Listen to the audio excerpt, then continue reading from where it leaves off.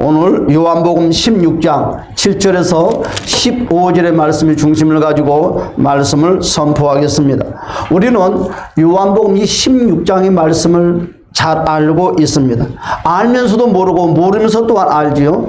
또한 보혜사 성령님은 한없이 우리의 위로의 영으로 늘 저와 여러분들의 삶을 함께 동행해주고 새 힘을 공급해 줍니다. 그러나 또한 한 가지, 바로 보혜사 성령님 책망의 영으로도 우리에게 가까이 찾아온다는 것을 우리는 기억해야 될 줄 압니다.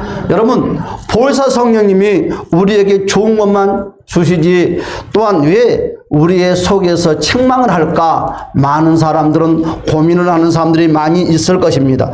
또한 그러나 책망도 사랑의 종류 중에 하나다는 것이죠. 여러분, 그래서 성경 이렇게 말씀을 하고 있습니다. 하나님께로부터 사람이 책망을 받을 때 슬퍼하지 말아라. 할렐루야.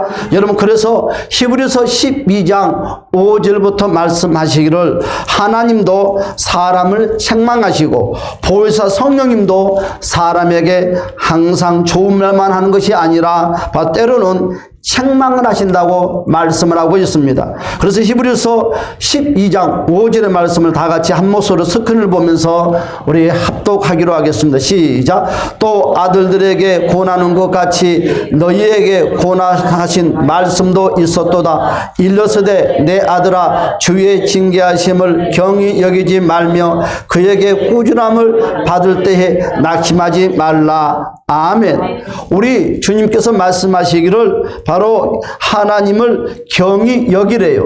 그러면서 말씀하시기를 꾸준함을 받을 때 절대로 낙심하지 말라고 우리에게 권면을 하고 있습니다. 그래서 6절에서 이와 같이 말씀을 하고 있죠. 다 같이 한번 시작. 주께서 그 사랑하시는 자를 징계하시고 그가 받아들이시는 아들마다 채찍질하심이라 하였으니. 아멘.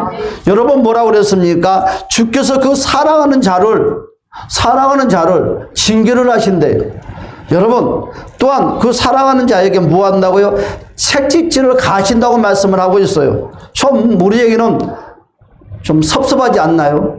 섭섭하게 생각하는 사람들이 많이 있을 줄 알지만 섭섭이 아니라 그것이 바로 사랑이라고 우리에게 말씀하고 있습니다. 그러니까 사랑하지 않는 자는 채찍질도 없고 징계도 없고 또한 책망도 하지 않는다는 거지요. 그래서 10절에서 이와 같이 7절에서 이와 같이 말씀을 하고 있습니다. 다 같이 시작. 너희가 참음은 징계를 받기 위함이라. 하나님이 아들과 같이 너희를 대우하시나니 어찌 아버지가 징계하지 않는 아들이 있으리요. 아멘. 뭐라고 그랬어요? 아버지 하나님은 바로 육신의 하나님처럼 징계를 하신다는 거예요. 이것이 바로 사랑이요, 이것이 바로 하나님의 관심이라는 것입니다. 만약에 책망과 징계가 없단다면 어떻게 될까요? 8절의 말씀 다 같이 읽어볼까요? 시작. 징계는 다 받는 것이거늘 너희에게 없으면 사생자요 친아들이 아느니라. 아멘. 여러분, 예수를 믿으면서 징계와 또한 여러분 책망이 없단다면 사생자라고 했습니다.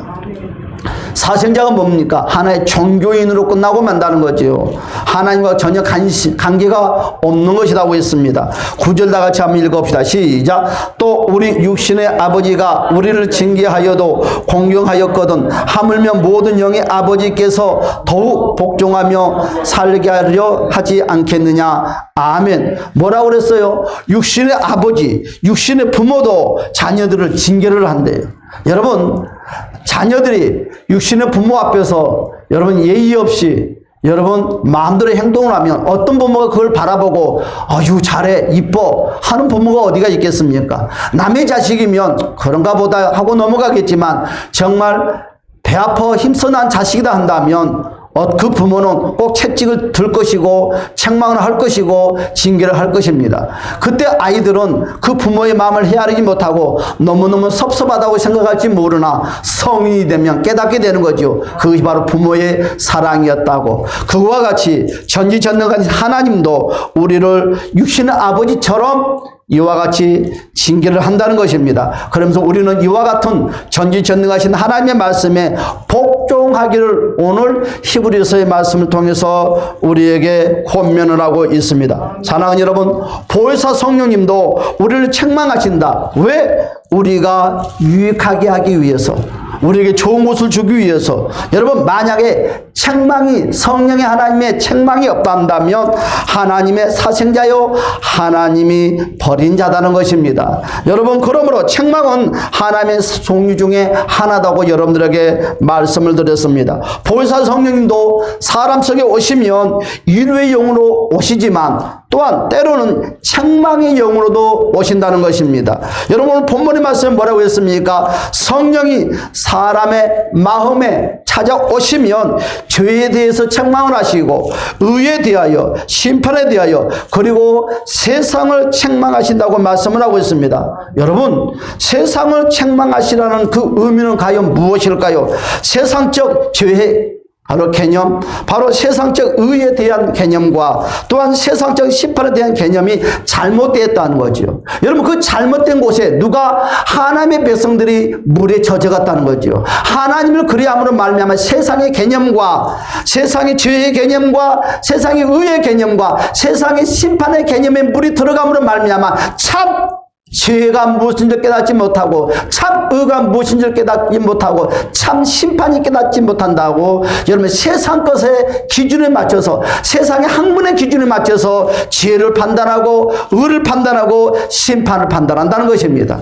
오늘 이와 같은 우리 주님께서, 보혜사 성령님께서 이와 같은 세 가지 원리를 가지고 저와 여러분들에게 책망의 말씀을 선포하신다고 그랬습니다. 우리는 보통 무엇이 죄다고 합니까? 우리가 죄라고 생각하는 것과 하나님이 죄라고 생각하는 것이 종류와 깊이와 차원이 전혀 다르다는 거지요.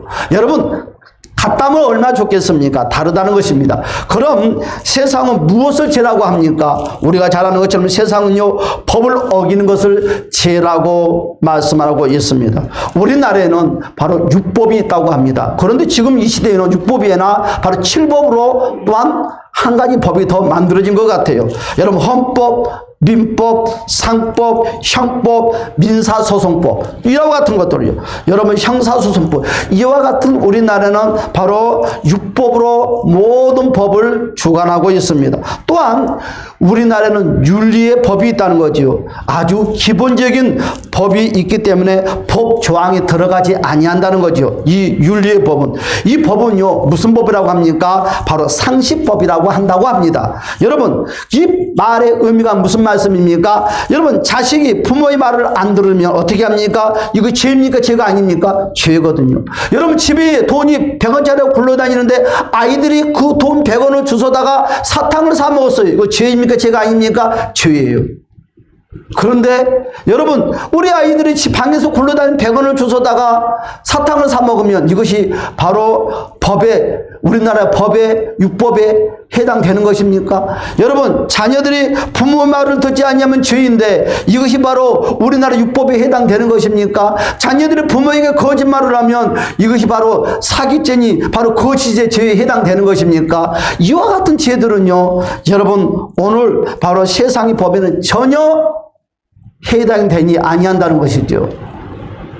바로 상식의 법에 많은 사람들이 그냥 스쳐 지나간다는 것입니다. 왜? 이것은 인간의 기본 보식, 이건 기본적인 법이기 때문에 법 조항에 묶어 놓을 수 없는 바로 상식의 법이 수없이 많기 때문에 그렇다는 것입니다. 여러분이 이 기본적인 법들을 일일이 세상의 법에 놓으란다 하면 세상에 감방 안에 들어가 있지 않는 사람은 아무도 없을 것 같아요. 여러분, 또한 더 나가서는 양심의 법이 있다고 합니다. 여러분, 세상 사람들 속에서는 양심의 법이 있습니다. 사람 속에서는요, 그 양심이 저와 여러분들의 마음을 노크를 하면서 하는 말이, 너 이거 나쁜 짓이야, 너 이거 죄야, 이거 부모가 싫어하는 거야, 이거 옳지 못하는 행동이야 하면서 양심이 저와 여러분들의 법에 대해서 추궁을 한다는 거죠. 이와 같이 양심의 법도 바로 세상의 이 율법에 해당되지 아니한다는 것이죠. 여기까지가 바로 세상은 죄라고 많은 사람들이 논하고 있습니다. 그러나 이 죄는요, 여기까지 끝나는 것이 아니다는 거지요. 우리가 잘하는 것처럼 교회에 나오면 예수를 믿음으로 말미암아 또 새로운 법을 우리는 만나게 된다는 것입니다. 여러분, 세상에서 말하는 법이 아니라 여러분 또 새로운 그 법이 추가되는데 그것이 무엇입니까? 바로 기도하지 않는 법. 기도하지 않으면 교회 안에서는 하나님께서는 그것이 죄돼요. 여러분, 또한 주일날 예배당에 나오지 않는 것도 여러분 죄답니다. 11조도 하지 않는 것도 죄다고 합니다. 여러분, 하나님의 말씀대로 살지 못하는 것도 죄다고 합니다. 이와 같이 우리가 생각하지 못하는, 바로 하나님 믿는 백성들에게 우리가 생각하지 못한 바로 법이 또한 조항들이 만들어지는데 이와 같은 것들을 가지고 바로 죄라고 말을 하고 있습니다. 그러면 오늘 본문에 읽었던 이 성령, 이 본문에 읽었던 이 내용이 이와 같은 우리 교회에서 논하는 이 법을 가지고 우리에게 좀 논하고 있을까요? 그렇지 않다는 것입니다. 여러분, 다시 말씀드려서 이 세상의 법으로는 이 교회에서 일어난 법들을 처벌할 수가 없지요. 처벌하지 않지요. 관심도 없지요. 여러분, 여기에 또 교회 안에 추가되는 법이 있는데 그것이 무엇입니까? 바로 율법이라고 합니다. 그러나 하나님은 이 죄를 묻는다는 거지요. 교회 안에서 이와 같은 율법과 또한 이와 같은 하나님의 말씀에 위배되는 행동을 했을 때 이것이 죄다고 저와 여러분들 심령 속에 찾아와서 이것을 물어요. 죄다고. 그리고 회개하기를 원하신다는 것입니다. 그러면 보혜사 성령님이 사람 속에 오시면 지금 우리가 언급한 바로 이 세상적인 법을 어기는 죄, 또한 우리가 언급한 바로 제도의 법, 또한 양심의 죄, 또한 상식법의 죄, 또한 교회에 오면 신앙의 죄, 이것들을 책망하겠다는 것입니까? 아니다는 거죠. 오늘 보혜사 성령님이 이것을 말하고자 하는 것이 아니라 오늘 보혜사 성령님이 책망을 안 해도 이와 같은 세상, 제도, 여러분 양심, 상식, 교회 안에 일어나는 모든 것들은 누군가가 다 책망하는 대상자들이 다 있다는 거죠. 여러분, 세상 죄는 누가 책망합니까? 나라가 책망을 합니다. 여러분, 또한 지방에 가면 지방마다 다 법이 있어요. 여러분, 지방에서 죄를 지방의 법을 어기면 바로 어떻게 처벌을 합니까? 벌금을 가지고 처벌을 합니다. 생각지 못한 딱지가 날라오죠. 벌금, 무슨 벌금? 여러분, 또한 자녀가 죄를 지으면 누가 거기에 대해서 책망을 합니까? 부모가 대해 책망을 하거든요. 야, 너 이러고 살면 안 돼.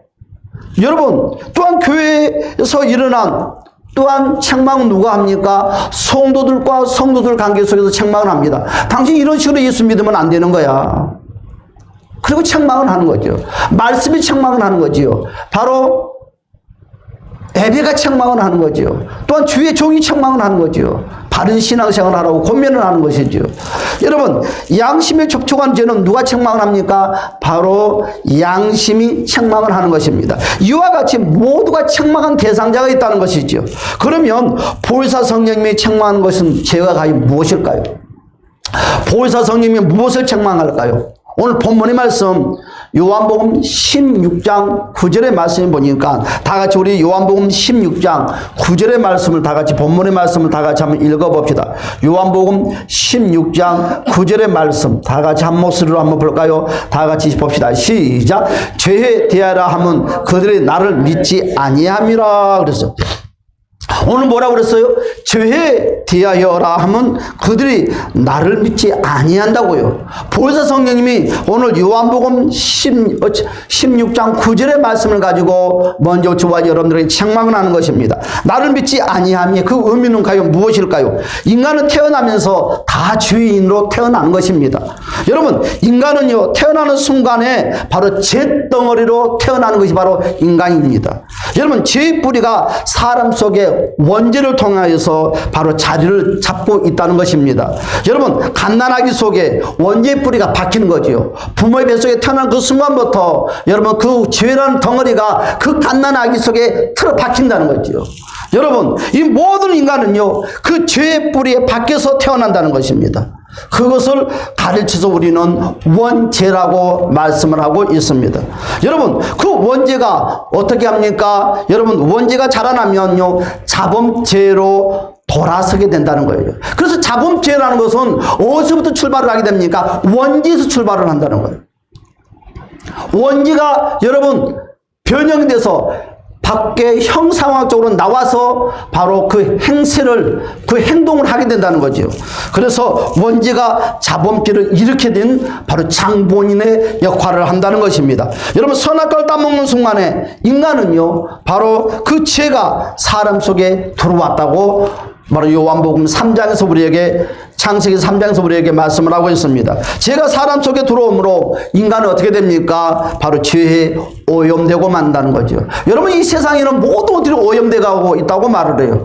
공기도 오염돼 간다고 말을 해요. 여러분, 모든 환경이 오염돼 간다고 말을 해요. 그것처럼 여러분, 믿음의 백성들도 여러분, 하나님께서 만들어 놓은 아담과 하와도 여러분 오염이 됐어요. 무엇 때문에? 그놈의 죄 때문에 오염이 됐다는 거예요. 그 오염 속에 우리는 살아가고 있다는 것입니다. 이미 죄에 대해서 사람은 바이러스에 감염된 상태에 놓여 있습니다. 그 바이러스가 나중에는 형상으로 여러분 나타나려면 시간이 좀 필요하겠지요. 여러분, 어린아이가 태어나자마자부터 여러분 죄의 형상에 보입니까? 정말 예쁩니다. 정말 예뻐요. 오직 있으면 눈에 넣어도 아프지 않겠다고 말을 했겠습니까?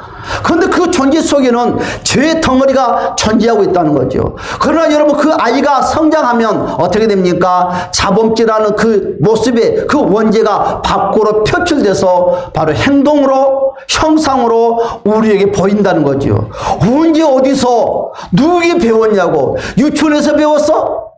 여러분, 친구들에게 욕을 배웠어? 여러분, 아이들이 유치원에서 욕을 배웠겠습니까? 여러분, 친구들에게 욕을 배웠다고 생각합니까? 부모에게 욕을 배웠다고 생각합니까? 그렇지 않아요. 많은 사람들은 그와 같이 말을 해요. 나쁜 짓, 거짓말하는 거 친구에게 배웠구나. 좋은 친구 만나야 돼. 여러분, 거짓말, 욕하는 거, 여러분 친구에게 배운 것이 아니에요.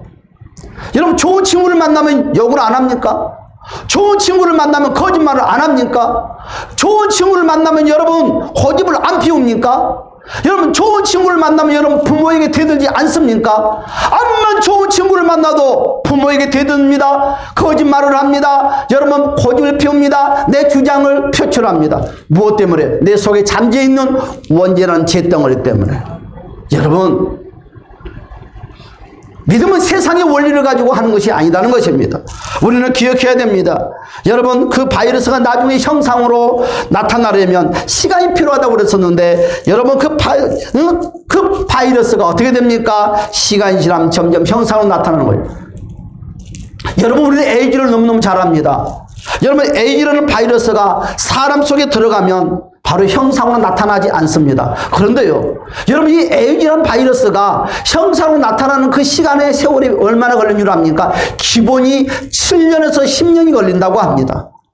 여러분, 7년에서 10년이 걸리면 여러분, 그 피부적으로 그 형상이 나타나는데 붉은 점들이 나타난대. 여러분, 많은 사람들이 병원에 갔더니 그들은 에이즈라는 병에 걸렸다고 말하는 순간에 언제 내가 이와 같은 병을 걸렸냐고, 언제 내가 나쁜 짓을 했냐고 하면서 많은 사람들이 통곡을 합니다. 여러분, 하루 이틀 걸린 줄 압니다. 한 1년 전쯤 아니라 많은 시간의 잠복에 있다가 나와서 그 죄가 겉으로 표치된 것 뿐이라는 거예요. 여러분, 그것처럼 이 원죄라는 것은 이 에이즈병처럼 바로 시간이 필요합니다. 그리고 밖으로 나와서 저와 여러분들을 그 원죄의 그 행동을 취하게 바로 저와 여러분들을 괴롭힌다는 거죠. 이와 같이 죄도 바로 보균 상태에서 죄가 있다는 것입니다. 겉으로는 모를 뿐입니다. 그러나 시간이 지나면 드러난다는 것이지요. 모든 사람은 다 죄인이라는 것입니다. 여러분, 사람 속에 있는 죄가 바깥으로 나오는 그 형상의 양만 다를 뿐입니다. 여러분, 우리가 잘 아는 또 어떤 사람들은 5%의 죄가 밖으로 나왔습니다. 어떤 사람은 10%의 죄가 밖으로 나왔습니다. 어떤 사람은 20%의 죄가, 어떤 사람은 50%의 죄가, 어떤 사람은 100%의 죄가 나오니까 100%의 죄가 나오는 사람, 50%의 죄가 나오는 사람은 죽일 사람, 죽일 놈이라고 합니다. 포악한 자라고 합니다. 5%의 죄가 나오는 사람들은 괜찮다고 합니다. 여러분, 사람들은요, 그 죄가 밖으로 나오는 그 프로세스에 따라서 좋은 사람, 나쁜 사람, 죽일 사람, 살릴 사람, 용서할 사람, 용서할 수 없는 사람이라고 우리는 측정 판단을 합니다. 그러나 하나님 쪽에 볼 때는 그렇지 않다는 거예요. 하나님 쪽에 볼 때는 5%의 죄도 죄고 100%의 죄도 죄다는 것입니다. 사랑하는 여러분들이요, 죄의 차이가 나는 것이 아니다는 거예요. 하나님의 기준은 큰 죄가 됐든 작은 죄가 됐든 모두가 똑같은 죄다는 것을 우리는 인식을 하고 십자가 앞에 무릎 꿇을 때마다 아유 나는 요것쯤이야 괜찮겠지 하고 넘어가지 마시고 바로 주 예수 그리스도의 이름을 의지해서 저와 여러분 연약함을 고백하는 지혜로운 믿음의 성도들이 되시기를 주님의 이름으로 축복합니다. 여러분 그렇습니다. 상대방의 죄를 보고 우리 주님이 뭐라고 했어요? 흉 보지 말래요. 왜 흉을 보지 말라고 할까요? 겉으로는 여러분 상대방보다 여러분 내 죄가 더 작은 것 같아요. 그러나 내 속에는 더 큰 죄덩어리가 놓여 있다는 거죠. 그래서 사람이 사람을 절대로 정죄할 수 없다. 그래서 성경에서는 인간이 인간의 죄를 정죄할 수 없다는 거예요. 오직 죄에 대해서 정죄할 수 있는 전지전능하신 하나님뿐입니다. 할렐루야. 그래서 우리의 죄를 해결해 주시려고 오늘 바로 전지전능하신 하나님께서 어떻게 됐습니까? 창세기 1장에 이 세상을 말씀으로 창조하신 하나님께서 바로 사람의 육신 속에 들어왔다는 거죠. 여러분 육체의 옷을 입기 위해서 마리아의 뱃속에서 10달 동안 있다가 여러분 우리 앞에 얼굴을 보여주었습니다. 그는요 바로 우리가 생각하는 것처럼 엄마와 아버지를 통해서 오시는 것이 아니라 성령으로 말미암아 오셨다고 했습니다.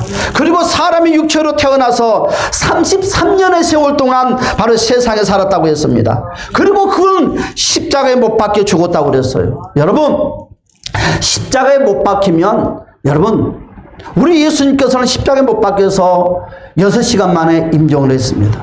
그런데요 십자가에 못을 박히면 보통 3일 정도는 그 생명을 유지한답니다. 그렇죠? 3일 정도. 바로바로 여러분 임종을 하면 얼마 좋겠어요? 3일 동안 십자가에서 달려있는 거죠. 여러분은 우편의 강도와 여러분 한편에 두 양편에 있는 그들을 우리는 어떻게 생각합니까? 예수님께서 임종하니까 그들도 함께 그 자리에서 임종했다고 생각하지만 그들은 보통 3일 동안 생존해 있었다는 거죠. 여러분 왜 우리 예수님께서는 그와 같이 빠른 시간에 운명을 했을까요? 모든 인류의 죄를 다 감당했기 때문에 너무너무 그 인류의 모든 죄를 감당하다 보니까 그 죄의 짐이 너무너무 무거워서 바로 우리 주님은 임종을 했다고 했습니다. 여러분 빌립보서 2장 5절에서 8절의 말씀을 한번 볼까요? 빌립보서 2장 5절에 8절입니다. 자, 빌립보서 2장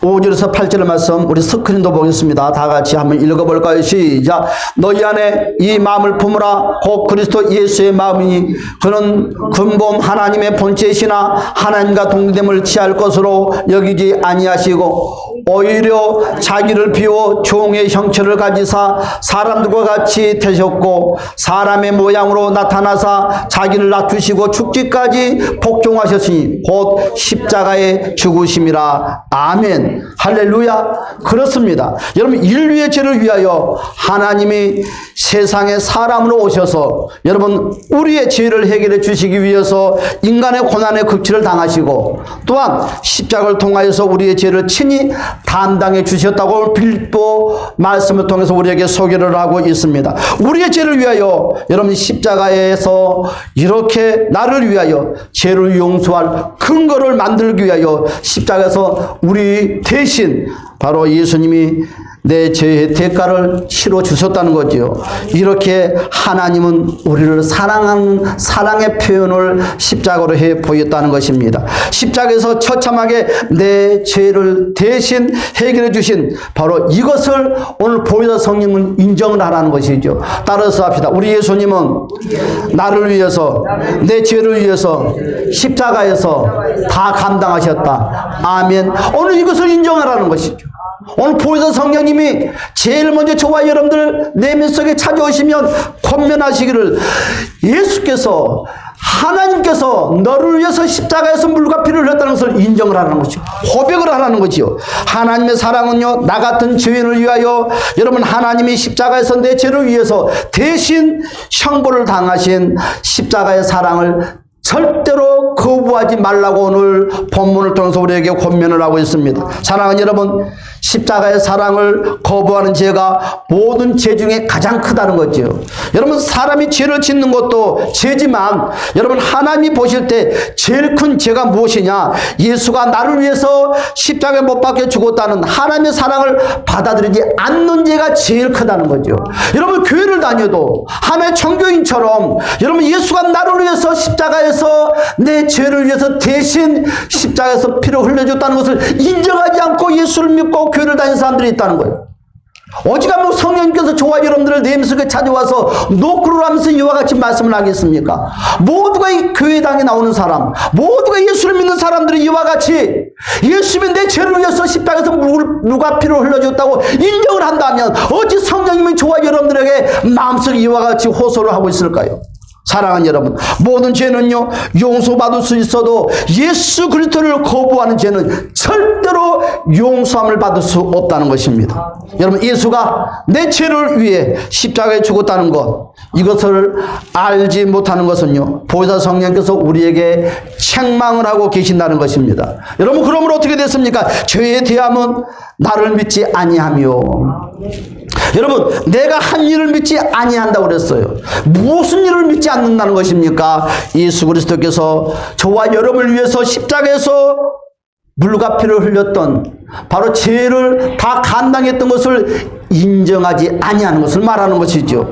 여러분, 주님의 십자가를 거부한 죄는요, 모든 죄를 다 거부하는 죄와 같은 것입니다.